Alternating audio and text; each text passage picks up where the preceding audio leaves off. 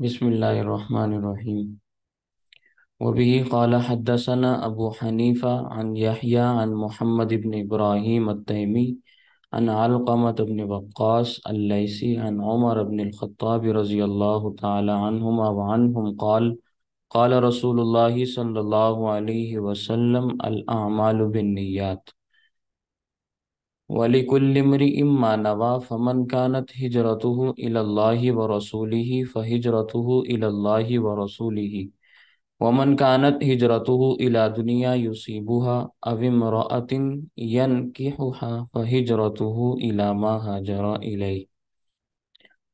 حضرت سیدنا امام اعظم ابو حنیفہ رحمہ اللہ اپنے استاذ یحییٰ سے روایت نقل کرتے ہیں، اور وہ محمد بن ابراہیم التیمی سے روایت نقل کرتے ہیں، اور وہ علقمہ بن وقاص اللیثی سے روایت کو نقل فرماتے ہیں، اور وہ سیدنا عمر رضی اللہ تعالیٰ عنہ سے یہ بات نقل کرتے ہیں کہ اللہ کے نبی صلی اللہ علیہ وسلم نے یہ بات ارشاد فرمائی، الاعمال بالنیات، تمام کے تمام اعمال کا دار و مدار نیتوں پر ہے، اور ہر شخص کو وہی ملے گا جس کی اس نے نیت کی۔ چنانچہ جس شخص کی ہجرت اللہ اور اس کے رسول کی طرف ہو تو وہ سمجھ لے کہ اس کی ہجرت اللہ اور اس کے رسول کی طرف ہوگی، اور جس کی ہجرت دنیا کے حصول کے لیے ہو یا کسی عورت سے نکاح کی خاطر ہو تو اس کی ہجرت اسی چیز کی طرف ہوگی جس کی طرف اس نے ہجرت کی۔ یہ اس روایت کا ترجمہ ہے جو میں نے آپ کے سامنے بیان کیا۔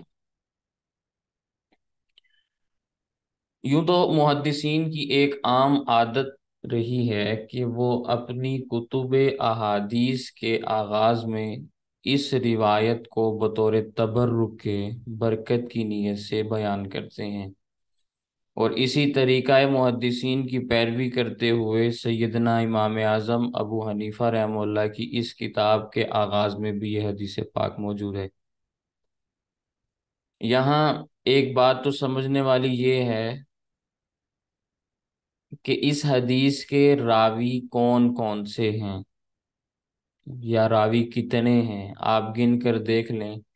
اس حدیث پاک میں سیدنا امام اعظم ابو حنیفہ رحمہ اللہ اور نبی کریم صلی اللہ علیہ وسلم کے درمیان چار واسطے ہیں، چار افراد کا واسطہ ہے، گویا یہ رباعیات میں سے ہے۔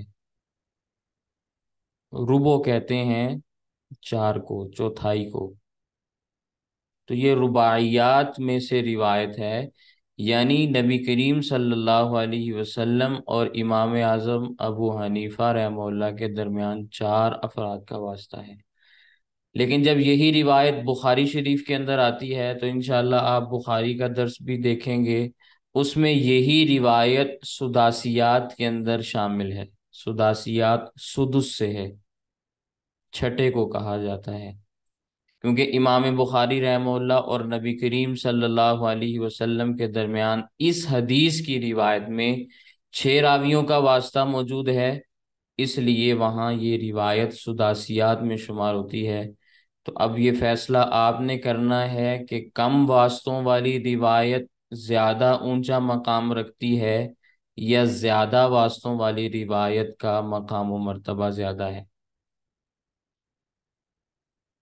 پھر دوسری بات یہاں پہ سمجھنے والی یہ ہے کہ امام اعظم ابو حنیفہ رحمہ اللہ کی اس روایت کی سند میں جن راویوں کا نام آیا ہے، امام بخاری رحمہ اللہ کی سند میں بھی یہی نام موجود ہیں، لیکن فرق صرف اور صرف یہ ہے کہ حضرت امام یحییٰ بن سعید انصاری رحمہ اللہ امام اعظم ابو حنیفہ رحمہ اللہ کے براہ راست استاذ ہیں، اور سیدنا امام بخاری رحمہ اللہ کے وہ دو واسطوں سے استاذ بنتے ہیں۔ یہ فرق ہے امام اعظم ابو حنیفہ رحمہ اللہ اور امام بخاری رحمہ اللہ میں، اور یہ فرق ہے امام اعظم ابو حنیفہ رحمہ اللہ کی حدیث کی کتاب میں اور امام بخاری رحمہ اللہ کی حدیث کی کتاب میں۔ سمجھ گئے میری بات؟ یہ بات تو میں نے حدیث کی سند کے حوالے سے آپ کے سامنے عرض کی۔ اب نبی کریم صلی اللہ علیہ وسلم کے قلب اطہر پر وحی کا جو سلسلہ اللہ تعالیٰ نے شروع فرمایا تھا، اس کا ایک مقصد یہ تھا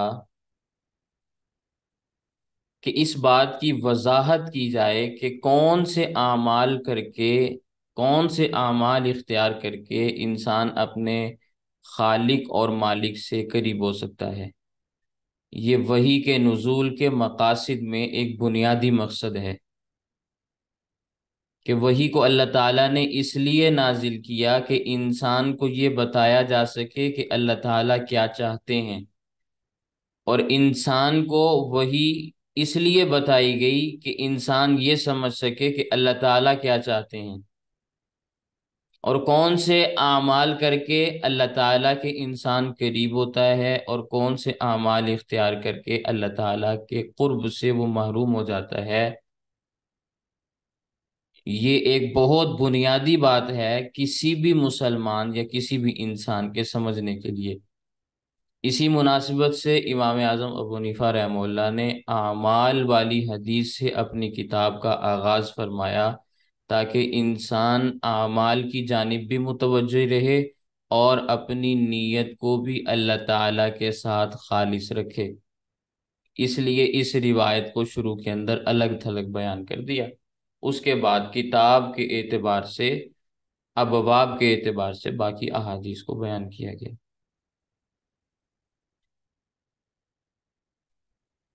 اب جو یہ روایت آپ کے سامنے میں نے بیان کی، اس روایت کو، اس حدیث کو محدثین خبر متواتر قرار دیتے ہیں۔ اصول حدیث کے اندر آپ خبر متواتر کی تعریف پڑھ لیں گے، یہ تو آ چکی ہوگی یا کچھ دنوں میں آ جائے گی آپ کے سامنے۔ خبر متواتر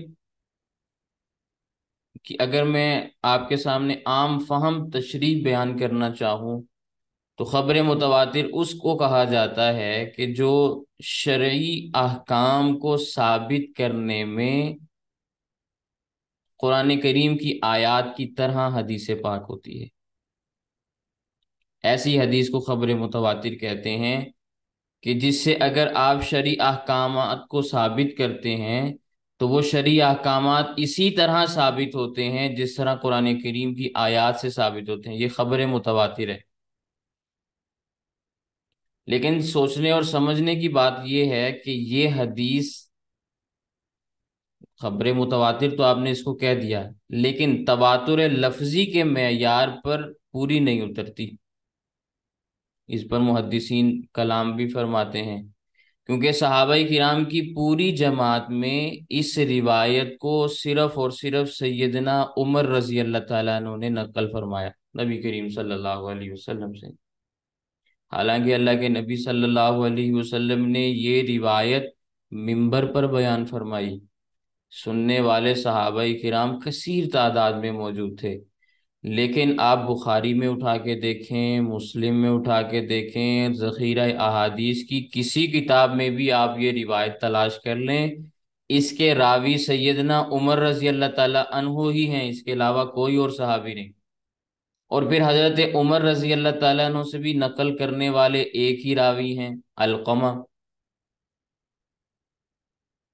فرد واحد ہیں۔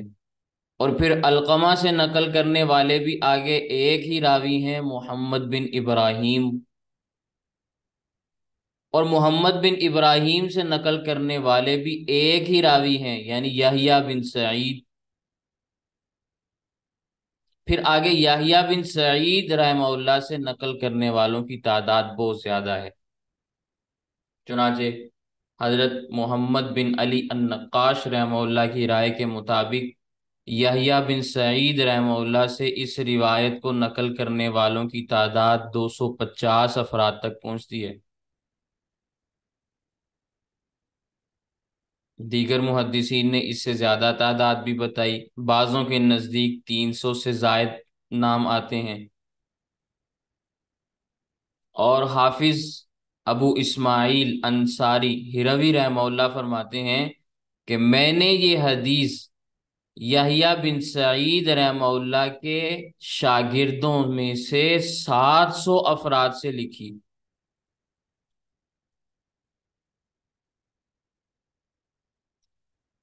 تو اب اس ساری کی ساری بات کا حاصل اور خلاصہ یہ نکلتا ہے کہ تواتر لفظی تو نہیں یہ بنتی روایت، البتہ تواتر معنوی کے درجے پر ہم اس کو رکھ سکتے ہیں، کیونکہ 4 لڑیوں تک اس روایت کو نقل کرنے والے راوی ہر زمانے میں صرف ایک ہی رہے ہیں۔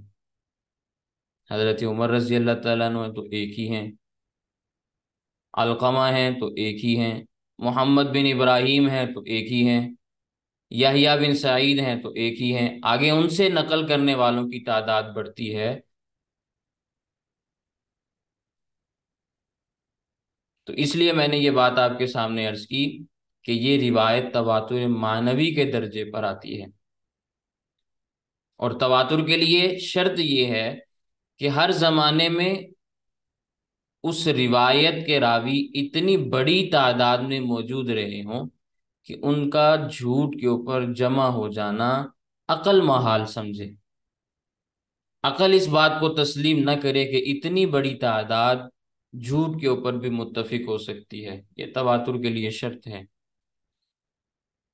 خیر، اس حدیث پاک کے اگر شان ورود کے اعتبار سے بات کی جائے تو ایک واقعہ بیان کیا جاتا ہے، یہاں یہ بات بھی آپ ذہن میں رکھیں کہ آیت کا شان نزول ہوتا ہے لیکن حدیث کا شان ورود ہوتا ہے، دو الفاظ الگ الگ ہیں۔ انگلش کے اعتبار سے آپ دیکھیں گے تو دونوں کو آپ بیک گراؤنڈ کے اعتبار سے دیکھنا چاہیں گے، دونوں کے لیے بیک گراؤنڈ کا لفظ آپ استعمال کریں گے کہ آیت اتری تو بیک گراؤنڈ میں کیا چیز تھی، کس وجہ سے نازل ہوئی، حدیث پاک بیان کی گئی تو بیک گراؤنڈ میں کون سا واقعہ تھا۔ لیکن عربی الفاظ میں آپ دیکھیں گے تو شان ورود حدیث کے لیے استعمال ہوتا ہے، شان نزول آیات کے لیے استعمال ہوتا ہے۔ تو شان ورود میں ایک واقعہ بیان کیا جاتا ہے کہ ایک شخص نے ایک عورت سے نکاح کی خواہش ظاہر کی، اب اس عورت نے نکاح کے لیے شرط یہ لگا دی کہ پہلے آپ ہجرت کرو، چنانچہ ان صاحب نے ہجرت کر کے اپنا مقصد حاصل کر لیا، ہجرت بھی کر لی اور نکاح بھی ہو گیا۔ اس واقعے کی وجہ سے وہ مہاجر قیس کے نام سے مشہور ہوئے، کیونکہ جس عورت سے ان کا نکاح ہوا وہ قیس کے نام سے معروف تھی۔ جب یہ سارے کا سارا ماجرا نبی کریم صلی اللہ علیہ وسلم کے علم میں آیا تو نبی کریم صلی اللہ علیہ وسلم کی زبان مبارک سے جو الفاظ نکلے وہ اس حدیث کی صورت میں آج آپ کے سامنے موجود ہیں۔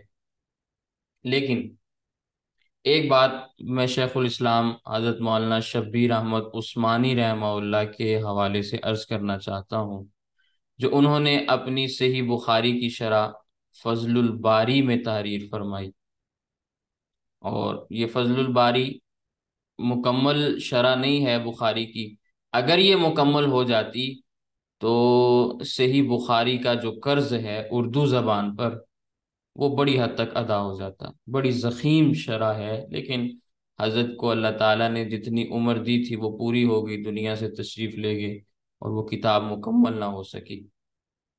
تو حضرت نے اس حدیث پاک کے حوالے سے جو بات فضل الباری میں تحریر فرمائی وہ میں آپ کے سامنے عرض کرنا چاہتا ہوں، اس سے آپ کو بہت ساری چیزیں سمجھ میں آئیں گی۔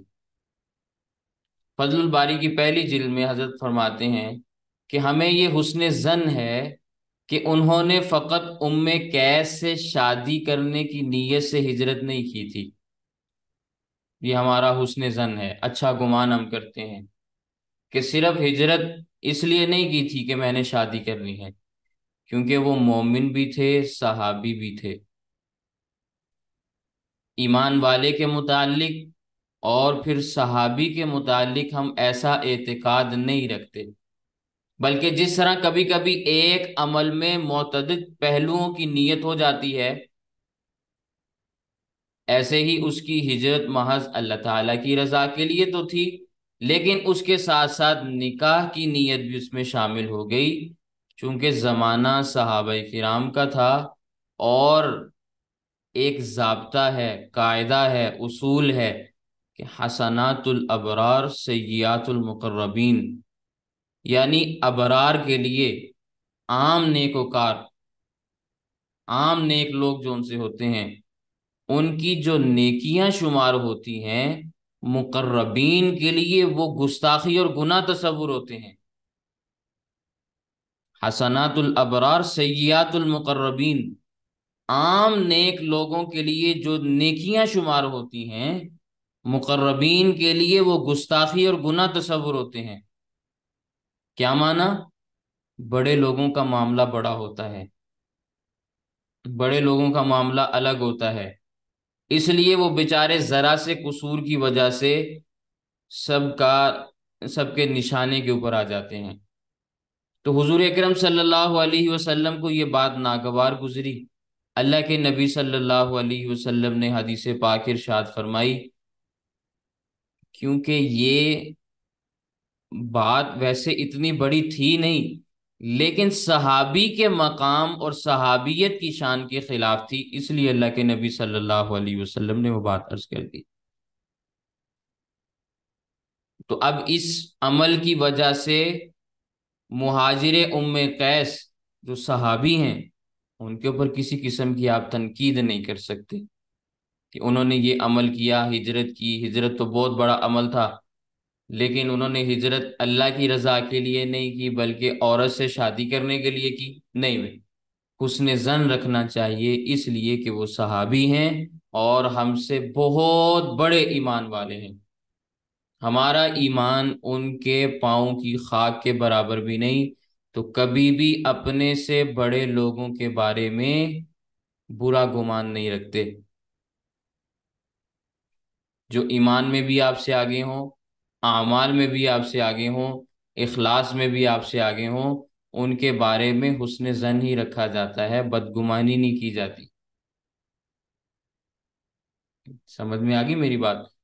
تو یہ پہلی حدیث پاک کے حوالے سے میں نے کچھ باتیں آپ کے سامنے عرض کی ہیں، انہیں آپ اپنے ذہن میں رکھیں۔ کتاب الایمان والاسلام والقدر والشفاعہ، یہ کتاب ہے ایمان، اسلام، تقدیر اور شفاعت کے بیان پر۔ وبه قال حدثنا ابو حنیفہ عن علقمہ عن یحیی بن یعمر قال بینا مع صاحب لی بمدینۃ رسول اللہ صلی اللہ علیہ وسلم اذ بصرنا بعبد اللہ بن عمر رضی اللہ تعالی عنہ فقلت لصاحبی هل لك ان نأتیہ فنسألہ عن القدر قال نعم فقلت دعني حتى اکون انا الذی اسألہ فإني أعرف به منك قال فانتهينا إلى عبد الله فقلت يا أبا عبد الرحمن إنا نتقلب في هذه الأرض فربما قدمنا البلدة بها قوم يقولون لا قدر فبما نرد عليهم قال أبلغهم مني إني منهم بريء ولو إني وجدت أعوانا لجاهدتهم ثم انشأ يحدثنا قال بينما نحن مع رسول الله صلى الله عليه وسلم ومعه رهط من أصحابه إذ أقبل شاب جميل أبيض حسن اللمة طيب الريح عليه ثياب بيض فقال السلام عليك يا رسول الله السلام عليكم قال فرد عليه رسول الله صلى الله عليه وسلم ورددنا معه فقال أدنو يا رسول الله قال أدنو فدنا دنوة أو دنوتين ثم قام مبقرا له ثم قال أدنو يا رسول الله فقال أدنوه فدنا حتى ألصق ركبته بركبته رسول الله صلى الله عليه وسلم فقال أخبرني عن الإيمان قال أن تؤمن بالله وملائكته وكتبه ورسله ولقائه واليوم الآخر والقدر خيره وشره من الله تعالى فقال صدقت قال فعجبنا من تصديقه لرسول الله صلى الله عليه وسلم وقوله صدقت كأنه يعلم قال فأخبرني عن شرائع الإسلام ما هي قال إقام الصلاة وإيتاء الزكاة وحج البيت لمن استطاع إليه سبيلا وصوم رمضان والاغتسال من الجنابة۔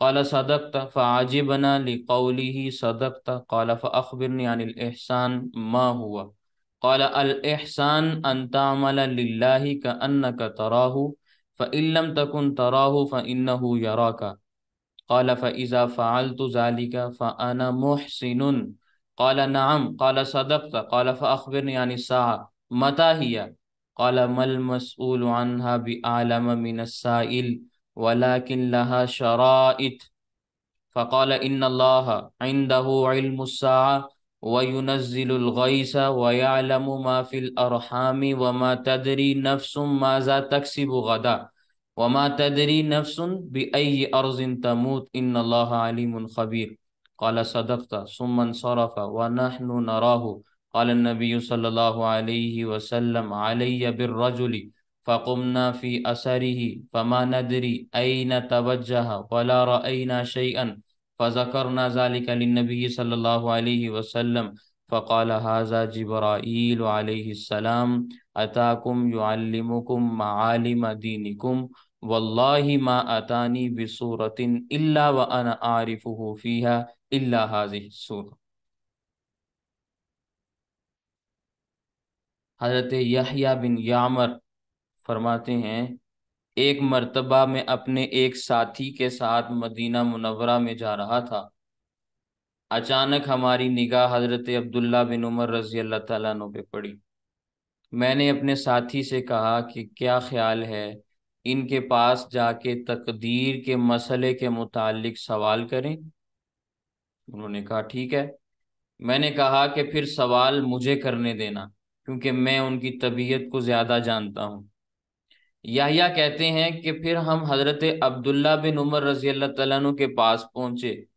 وہاں پہنچ کر میں نے عرض کیا اے ابو عبد الرحمن، یہ حضرت عبداللہ بن عمر رضی اللہ تعالیٰ عنہ کی کنیت ہے، اے ابو عبد الرحمن، ہم لوگ زمین میں گھومتے پھرتے ہیں، اسی دوران بعض اوقات ہمارا ایسے شہروں پر آنا جانا ہوتا ہے جہاں کے لوگ تقدیر کو نہیں مانتے، ایسے لوگوں کو ہم کیا جواب دیا کریں؟ حضرت عبداللہ بن عمر رضی اللہ تعالیٰ عنہ نے فرمایا کہ میری طرف سے انہیں یہ پیغام پہنچا دو کہ میں ان سے بیزار ہوں، اگر اللہ تعالیٰ نے مجھے کچھ مددگار دے دیے تو میں ان سے ضرور جہاد کروں گا، قتال کروں گا۔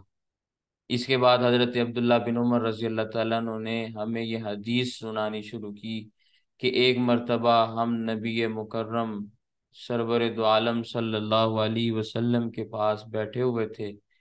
آپ صلی اللہ علیہ وسلم کے پاس صحابہ کرام کا ایک گروہ بھی موجود تھا۔ اچانک سامنے سے خوبصورت نوجوان آیا جس کا رنگ سفید تھا، بال خوبصورت تھے، انتہائی عمدہ خوشبو اس میں سے مہک رہی تھی، اس نے سفید کپڑے زیب تن کر رکھے تھے۔ آتے ہی اس نے کہا السلام علیکم یا رسول اللہ، پھر سب کو مخاطب کر کے اس نے دوبارہ سلام کیا۔ پھر حضرت عبداللہ بن عمر رضی اللہ تعالیٰ عنہ فرماتے ہیں کہ نبی کریم صلی اللہ علیہ وسلم نے بھی اس کے سلام کا جواب دیا، ہم نے بھی دیا۔ پھر اس نے عرض کیا یا رسول اللہ کیا میں قریب ہو سکتا ہوں، مزید پاس آ سکتا ہوں؟ فرمایا بھی آ جاؤ۔ چنانچہ وہ ایک دو قدم آگے ہو گیا، پھر وہ تعظیماً عظمت کے ساتھ سامنے کھڑا ہو گیا۔ دوبارہ عرض کیا یا رسول اللہ کیا میں دوبارہ قریب آ سکتا ہوں، مزید قریب آ سکتا ہوں؟ نبی کریم صلی اللہ علیہ وسلم نے فرمایا آ جاؤ۔ چنانچہ وہ اتنا قریب ہوا کہ اپنے گھٹنے سے رسول اللہ صلی اللہ علیہ وسلم کے گھٹنے ملا دیے، اپنے گھٹنوں کو نبی کریم صلی اللہ علیہ وسلم کے گھٹنوں سے ملا دیا اور کہنے لگا کہ مجھے ایمان کے بارے میں بتائیں۔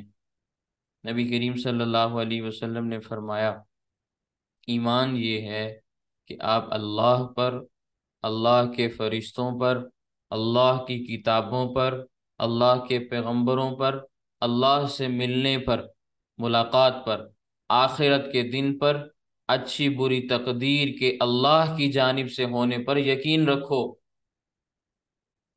یہ ایمان ہے۔ اس نے کہا آپ نے سچ فرمایا۔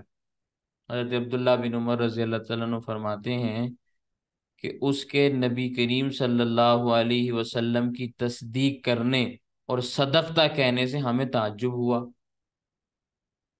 کیونکہ اس کا مطلب تو یہ ہوا کہ وہ پہلے سے بات جانتا تھا، تبھی تو اس نے تصدیق کی، تو اس بات پہ ہمیں تعجب ہوا۔ پھر اس نے کہا کہ مجھے اسلام کے بارے، احکام اسلام کے بارے میں بتائیں کہ وہ کیا کیا ہیں۔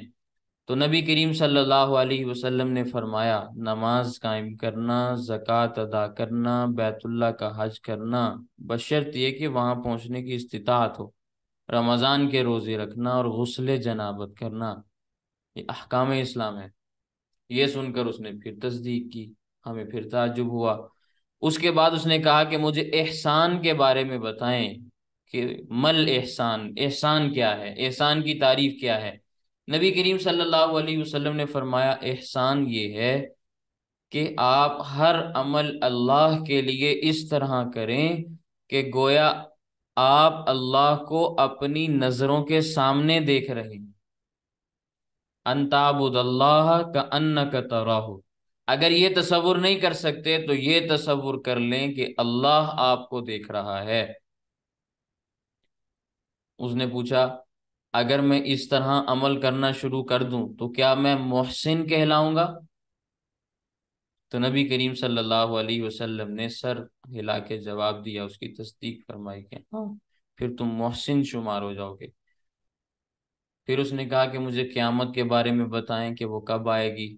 تو نبی کریم صلی اللہ علیہ وسلم نے فرمایا، جس سے یہ سوال تم نے پوچھا ہے وہ پوچھنے والے سے زیادہ نہیں جانتا، یعنی میرا اور تمہارا علم برابر ہے، دونوں کو ہی معلوم نہیں، البتہ قیامت کی کچھ علامات ہیں۔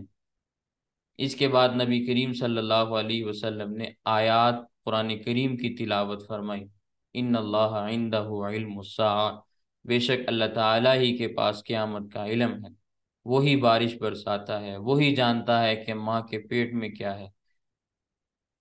کوئی شخص یہ نہیں جانتا کہ اگلے دن وہ کیا کمائے گا، اور کوئی شخص یہ نہیں جانتا کہ وہ کس سرزمین میں مرے گا۔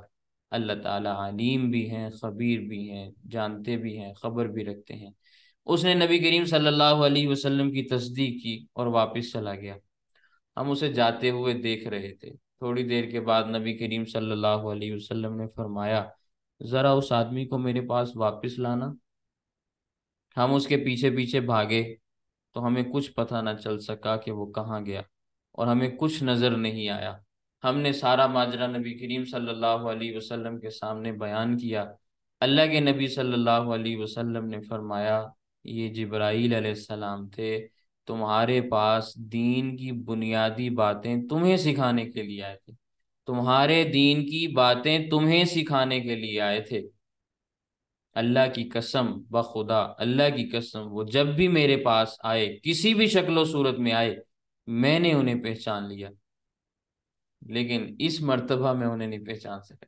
دوسری روایت دیکھیں، وَبِهِ قَالَ حَدَّثَنَا أَبُو حَنِيفَةَ عَنْ حَمَّادٍ عَنْ إِبْرَاهِيمَ عَنْ عَلْقَمَةَ عَنْ عَبْدِ اللَّهِ بْنِ مَسْعُودٍ رضي الله تعالى عنهما وعنهم قال جاء جبرائيل إلى النبي صلى الله عليه وسلم في سورة شاب عليه ثياب بيض فقال السلام عليك يا رسول الله، فقال رسول الله صلى الله عليه وسلم وعليك السلام، فقال يا رسول الله أدنو، فقال أدنوه، فقال يا رسول الله ما الإيمان، فقال الإيمان بالله وملائكته وكتبه ورسله والقدر خيره وشره، قال صدقت، فعجبنا لقوله صدقت كأنه يدري، ثم قال يا رسول الله فما شرائع الإسلام، قال رسول الله صلى الله عليه وسلم إقام الصلاة وإيتاء الزكاة وصوم رمضان وغسل الجنابة، قال صدقت، فعجبنا لقوله صدقت كأنه يدري، ثم قال فما الإحسان، قال أن تعمل لله كأنك تراه فإن لم تكن تراه فإنه يراك، قال صدقت، قال فمتى قيام الساعة، قال رسول الله صلى الله عليه وسلم ما المسؤول عنها بأعلم من السائل، فقف، فقال رسول الله صلى الله عليه وسلم علي بالرجل، فطلبنا فلم نر له اثرا فاخبرنا النبي صلی اللہ علیہ وسلم فقال ذلك جبرائیل علیہ السلام جاءکم یعلمکم معالم دینکم۔ یہ حضرت عبداللہ بن مسعود رضی اللہ تعالیٰ عنہ کی روایت ہے کہ وہ فرماتے ہیں ایک مرتبہ جبرائیل علیہ السلام نبی کریم صلی اللہ علیہ وسلم کی خدمت میں ایک ایسے نوجوان کی صورت میں آئے جس نوجوان نے سفید لباس پہن رکھا تھا۔ آ کر اس نے کہا السلام علیکم یا رسول اللہ۔ نبی کریم صلی اللہ علیہ وسلم نے سلام کا جواب ارشاد فرمایا۔ اس نے عرض کیا یا رسول اللہ کیا میں قریب ہو سکتا ہوں؟ اللہ کے نبی صلی اللہ علیہ وسلم نے فرمایا ہاں قریب آ جاؤ۔ اب اس نے پوچھا یا رسول اللہ ایمان کیا ہے؟ فرمایا اللہ پر، اللہ کے فرشتوں پر، اللہ کی کتابوں پر، اللہ کے پیغمبروں پر، اور ہر اچھی اور بری تقدیر کے اللہ کی جانب سے ہونے پر یقین رکھو۔ اس نے کہا کہ آپ نے سچ فرمایا۔ ہمیں اس کی بات پہ بڑا تعجب ہوا، کیونکہ اس سے تو محسوس یہ ہوا کہ وہ بات کو جانتا تھا، لیکن پھر سوال کیوں کیا؟ اس کے بعد اس نے عرض کیا یا رسول اللہ احکام اسلام کیا ہیں؟ فرمایا نماز قائم کرنا، زکوٰۃ ادا کرنا، رمضان کے روزے رکھنا، جنابت کا غسل کرنا۔ اس نے پھر تصدیق کی۔ ہمیں اس کی تصدیق کرنے پر پھر تعجب ہوا۔ پھر اس نے پوچھا کہ احسان کیا ہے؟ فرمایا کہ ہر عمل اللہ کے لیے اس طرح کرو گویا تم اللہ کو اپنی آنکھوں سے دیکھ رہے ہو۔ اگر یہ تصور نہ ہو سکے تو کم از کم یہ تصور کر لو کہ اللہ تمہیں دیکھ رہا ہے۔ تو اس نے نبی کریم صلی اللہ علیہ وسلم کی تصدیق کی۔ پھر کہنے لگا کہ قیامت کب آئے گی؟ نبی کریم صلی اللہ علیہ وسلم نے فرمایا جس سے سوال پوچھا گیا وہ پوچھنے والے سے زیادہ نہیں جانتا۔ یہ سن کر اس نے پیٹھ پھیری اور چلا گیا۔ اس کے جانے کے بعد نبی کریم صلی اللہ علیہ وسلم نے فرمایا اس آدمی کو میرے پاس واپس بلاؤ۔ ہم نے اسے تلاش کیا لیکن ہمیں اس کا کوئی نشان نظر نہ آیا۔ ہم نے نبی کریم صلی اللہ علیہ وسلم کو یہ بات بتلائی تو آپ صلی اللہ علیہ وسلم نے فرمایا یہ جبرائیل علیہ السلام تھے جو تمہارے پاس تمہارے دین کی باتیں تمہیں سکھانے کے لیے آئے تھے۔ یہ دو حدیث مبارکہ ہیں جو مسند امام اعظم میں موجود ہیں۔ اس میں ایک بات تو اسناد کے حوالے سے ہے کہ مسند امام اعظم کی ان دونوں روایات کو آپ دیکھیں اور پھر یہی روایات اگر آپ صحیح مسلم میں جا کے دیکھیں تو اسناد میں آپ کو یہ بات ملے گی کہ مسند امام اعظم کی احادیث، یہ دونوں احادیث صحیح مسلم کی احادیث سے زیادہ فضیلت والی فوقیت رکھتی ہیں، کیونکہ ان میں واسطے کم ہیں اور مسلم کی روایات میں واسطے زیادہ ہیں۔ تو امام اعظم حنیفہ رحمہ اللہ کی سند عالی شمار ہوتی ہے، بلند شمار ہوتی ہے بنسبت امام مسلم رحمہ اللہ کی سند کے۔ ایک بات تو یہ ہے، اور یہ بات تقریباً ہر روایت کے شروع میں آپ کے سامنے آئے گی۔ دوسری بات یہاں پہ میں یہ عرض کرنا چاہتا ہوں، اس اصول کو آپ ذہن میں بٹھائیں۔ جس طرح تفسیر کے سبق میں نے یہ بات آپ کے سامنے بیان کی کہ قرآن کریم کی آیات قرآن کریم کی دوسری آیات کی تفسیر بیان کرتی ہیں، تو تفسیر میں ہم نے یہ اصول رکھا کہ ہم قرآن کریم کی آیات کو قرآن کریم کی آیات سے سمجھیں گے۔ القرآن یفسر بعضہ بعضا، کہ قرآن کی بعض آیات دوسری بعض آیات کی تفسیر خود بخود بیان کرتی ہیں۔ جس طرح یہ ضابطہ قرآن کریم کے متعلق ہے، اسی طرح محدثین کے ہاں بھی یہ اصول ہے کہ الحدیث یفسر بعضہ بعضا، الحدیث یفسر بعضہ بعضا، کہ ایک حدیث کے بعد جب آپ دوسری حدیث کو بیان کرتے ہیں تو ایک حدیث دوسری حدیث کی تفسیر خود بخود، تشریح خود بخود بیان کر دیتی ہے۔ اور اصولیین کے ہاں یہ بھی اصول ہے کہ زیادت ثقہ مقبول ہوتی ہے۔ یہ آپ اصول حدیث کے اندر بات پڑھیں گے۔ زیادت ثقہ کا کیا مطلب ہے؟ کہ اگر ایک مضمون کی دو روایتیں کتابوں میں نقل ہیں، جیسے کہ ابھی آپ کے سامنے دو روایتیں ایک ہی مضمون کی آئیں، ایک روایت میں کچھ الفاظ دوسری کی نسبت زائد ہیں، دوسری میں الفاظ نسبتاً کچھ کم ہیں، اور پھر راوی کے بارے میں اگر کہا جائے تو راوی اگر قابل اعتماد ہے تو احادیث کے اس اضافے کو قبول کیا جاتا ہے، یہ معنی ہے زیادت ثقہ مقبول ہوتی ہے۔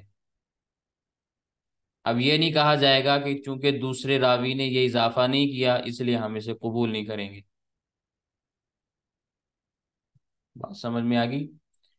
میں نے یہ بات آپ کے سامنے بیان کی، جس طرح القرآن یفسر بعضہ بعضا یہ ایک اصول ہے، اسی طرح محدثین کے ہاں یہ اصول بھی ہے، الحدیث یفسر بعضہ بعضا، اسی لیے محدثین ایک حدیث کے بعد بسا اوقات دوسری حدیث اس کی تفسیر میں بیان کر دیتے ہیں، تشریح میں بیان کر دیتے ہیں۔ پھر ایک حدیث میں الفاظ کچھ کم ہوتے ہیں، دوسری میں کچھ زیادہ ہوتے ہیں۔ اب الفاظ کمی اور زیادتی والے جب آتے ہیں تو لوگ تشویش کے اندر مبتلا ہوتے ہیں۔ تو پھر اگر آپ اصولیین کے ہاں رجوع کریں، جو فن کے ماہرین ہیں، ان سے آپ یہ بات معلوم کریں تو ان کے ہاں اصول یہ بھی ہے کہ زیادت ثقہ مقبول ہوتی ہے، یعنی دو روایتیں آپ کے سامنے آ گئیں، دونوں روایتیں کتابوں کے اندر موجود ہیں، راوی قابل اعتماد ہیں، حدیث کے الفاظ میں کمی زیادتی ہے تو اس کمی زیادتی کو قبول کیا جائے گا، کمی زیادتی الفاظ کی بنیاد پہ حدیث پاک کو رد نہیں کیا جا سکتا۔ ٹھیک ہے؟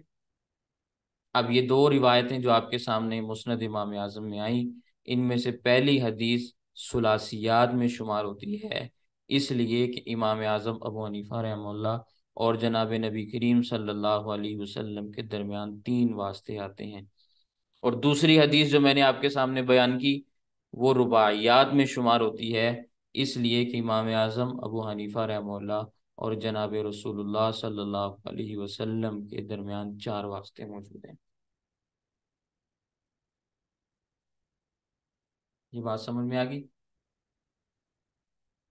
اب آپ ذخیرہ احادیث کو دیکھنا شروع کریں تو کتب احادیث میں یہ حدیث بہت اہمیت کی حامل ہے، اس پر ہر دور کے علماء نے خصوصی توجہ دی ہے، اور اس حدیث پاک کے ضمن میں اتنے مسائل، اتنی تشریحات اور اتنی باتیں اور اتنے نکات بیان کیے ہیں کہ اگر وہ صرف جمع کرنے شروع کیے جائیں تو پوری ایک کتاب کی شکل وجود میں آ جائے۔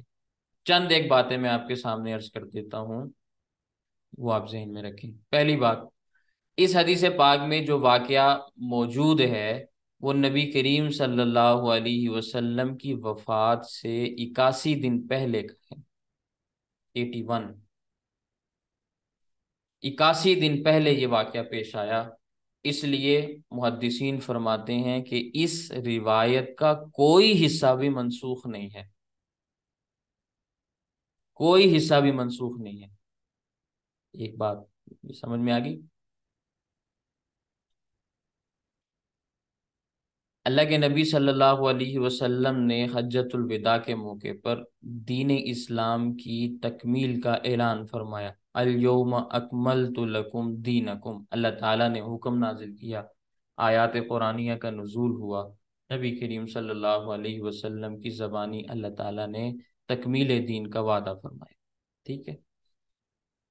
اب قرآن کریم کی ان آیات کی تفسیر میں یا قرآن کریم کی ان آیات کی تشریح میں صحابہ کرام کو بات اچھے طریقے سے ذہن نشین کرانے کے لیے یہ طریقہ اختیار کیا گیا کہ جبرائیل امین نبی کریم صلی اللہ علیہ وسلم کی خدمت میں حاضر ہوئے، اور بہت حسین اور جمیل صورت کے اندر آئے۔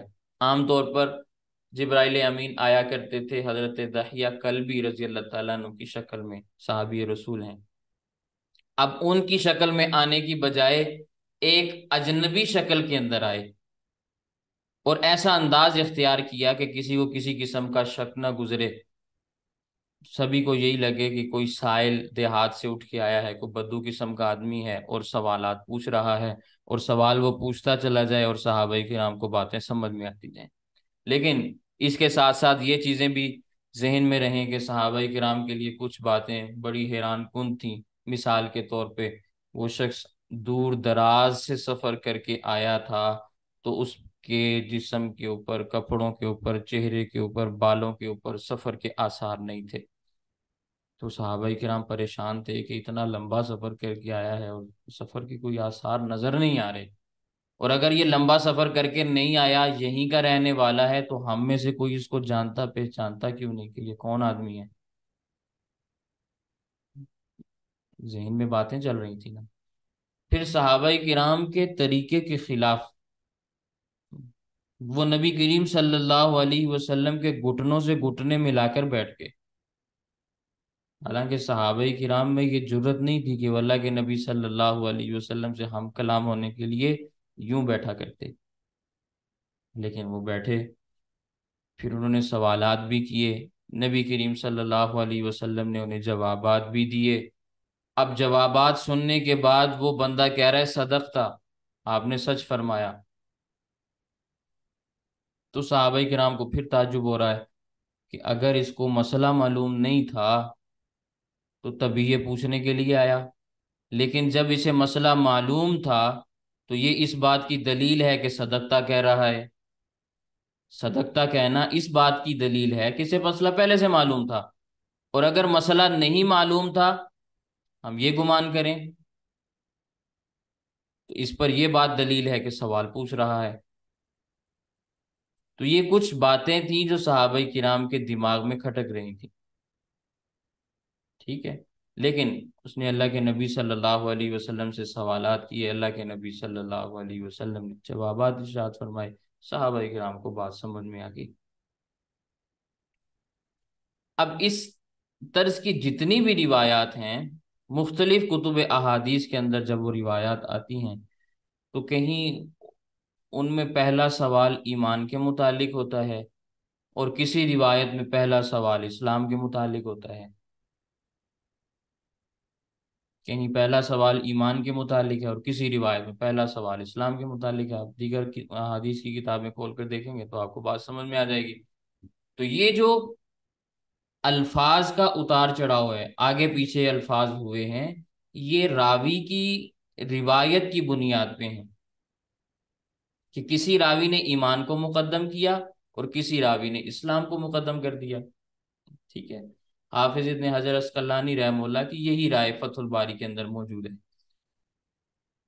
بعض لوگ سمجھتے ہیں کہ یہ واقعہ شاید 2 مرتبہ پیش آیا، اس لیے ایک مرتبہ سوالات کا انداز کچھ اور تھا، دوسری مرتبہ انداز کچھ اور تھا، لیکن یہ بات درست نہیں ہے۔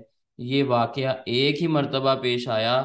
یہ جو سوالات کا اتار چڑھاؤ ہے، آگے پیچھے ہے، تقدیم و تاخیر ہے، یہ راوی کی روایت کی بنیاد پہ ہے،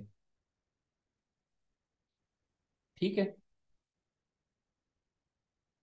اب اگر اس روایت کے اندر جو مضامین بیان کیے گئے ہیں ایک نظر ان پہ ڈالیں، تو اس میں پہلی بات بیان کی گئی ایمان کے متعلق کہ ایمان کیا ہے، پھر دوسرا سوال کیا گیا اسلام کیا ہے، پھر تیسرا سوال کیا گیا احسان کیا ہے۔ تو اگر میں مختصر انداز میں بات آپ کے سامنے عرض کرنا چاہوں کہ ایمان کیا ہے، تو ایمان نام ہے اللہ تعالیٰ کو ماننے کا۔ ایمان نام ہے اللہ تعالیٰ کو ماننے کا، اور اسلام نام ہے اللہ تعالیٰ کی ماننے کا۔ اللہ تعالیٰ کی ماننا شروع کر دیں تو آپ اسلام پر عمل کر رہے ہیں، اللہ تعالیٰ کو ماننا شروع کر دیں تو آپ ایمان کامل کے درجے میں ہیں۔ تو گویا ایمان کا تعلق دل کے ساتھ بنتا ہے، اور اسلام کا تعلق ظاہری جسم کے ساتھ، اعضاء و جوارح کے ساتھ بنتا ہے۔ اس بات کی اگر آپ تائید لینا چاہیں تو مصنف ابن ابی شیبہ میں، جو امام بخاری رحمہ اللہ کے استاذ ہیں، ان کی کتاب ہے حدیث پاک پر، اور سنن ابن ماجہ میں ایک روایت موجود ہے، حضرت انس رضی اللہ تعالیٰ عنہ اس کے راوی ہیں، اس میں اللہ کے نبی صلی اللہ علیہ وسلم نے یہ بات ارشاد فرمائی، الاسلام علانیۃ والایمان فی القلب، الاسلام علانیۃ والایمان فی القلب، کہ اسلام نظر آتا ہے، ایمان دل میں موجود ہوتا ہے۔ اسلام کا تعلق ظاہر بدن کے ساتھ ہے اور ایمان کا تعلق باطن بدن کے ساتھ ہے۔ تو یہ ایمان اور اسلام کو سمجھنے کے لیے بہترین قسم کی تشریح ہے جو میں نے آپ کے سامنے مختصر الفاظ کے اندر بیان کی۔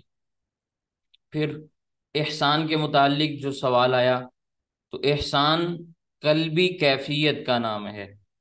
اس میں جو پہلا درجہ بیان کیا، ان تعبد اللہ کأنک تراہ، اللہ کی عبادت ایسے کرو گویا تم اللہ کو دیکھ رہے ہو، یہ امتی کی کیفیت نہیں ہے، یہ نبی کی کیفیت ہے۔ نبی اللہ تعالیٰ کو دیکھتا ہے، دیکھتے ہوئے عبادت کرتا ہے۔